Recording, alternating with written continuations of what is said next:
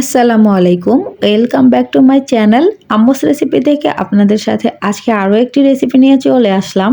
আর রেসিপিটি হচ্ছে Qurbani Eid special recipe, যেটা কিনা বট বা বুড়ি, গরুর বট বা ভুড়ি। তবে আমি আজকে রান্না করেছি খাসির বুড়ি। বট, আমার বট বলতেই ভালো লাগে, তাই আমি বট বলবো। দেখতেই পাচ্ছেন কালারটা কতটা সুন্দর হয়েছে। তো আমি কিভাবে রান্না করেছি সেটাই আপনাদের সাথে শেয়ার করব। আমি প্রথমে বটকে পরিপূর্ণভাবে ধুয়ে পরিষ্কার করে ছোট ছোট পিস করে কেটে নিয়েছি। তো এই পর্যায়ে আমি একটি প্যানে পরিমাণ মতো তেল দিয়ে নেব। তেল গরম হয়ে আসলে আমি পরিমাণ মতো এখানে এক বাটি পেঁয়াজ কুচি করে নিয়েছি। পেঁয়াজগুলো ভেজে নেব কিছুক্ষণ পর।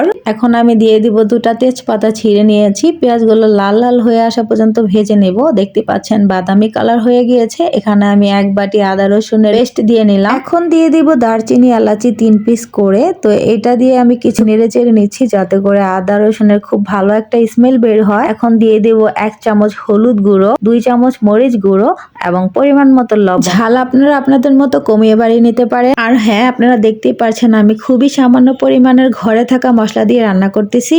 আর এখন আমি পরিমাণ মতো পানি দিয়ে নিব মশলাগুলো কষিয়ে নেওয়ার জন্য। মশলাগুলো খুব ভালো করে কষিয়ে নিতে হবে। মনে রাখবেন, মশলা যত কষাবেন তরকারির স্বাদ ততগুণ বেড়ে যাবে।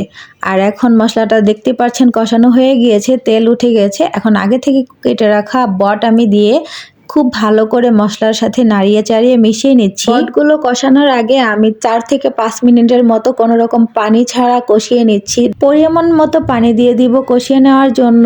আর কষাতে হবে খুবই লো আঁচে। তো এখন আমি ভালো করে নেড়ে চেড়ে ঢাকনা দিয়ে ঢেকে রেখে দেব প্রায় 20 মিনিটের মতো। 20 মিনিট অপেক্ষা করার পর এখন ঢাকনাটা আমি উঠিয়ে নিচ্ছি। দেখতেই পাচ্ছেন অনেকটা কষিয়ে এসেছে। এখন আমি নেড়ে চেড়ে দিব যাতে করে লেগে না যায়। আর দেখতে পাচ্ছেন কালারটা কতটা সুন্দর হয়েছে। এখন আমি আরো 10 মিনিটের জন্য ঢেকে রেখে দেব। 10 মিনিট পর দেখতেই পাচ্ছেন পুরোপুরি আমার বটটা কষানো হয়ে গিয়েছে।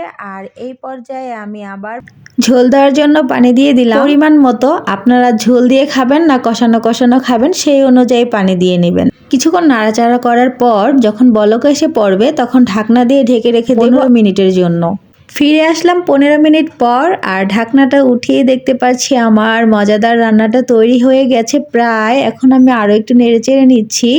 মজাদার সুস্বাদু বট রান্না হয়ে গিয়েছে। নামানোর কিছুক্ষণ আগে আমি 1 চামচের মতো জিরে বাটা দিয়ে নিলাম। এটা দিলে খুবই ভালো একটা স্মেল আসে। আর মাংস বলেন যেটাই বলেন, নামানোর কিছুক্ষণ আগে জিরে বাটা দিলে খুবই মজার হয়। তো দেখতেই পাচ্ছেন তেল উঠে গিয়েছে। আমি এটাকে ভুনা ভুনা করেছি।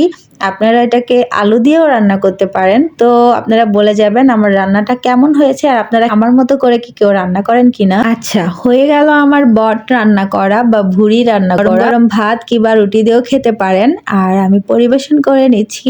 ও কি যে মজা হয়েছে!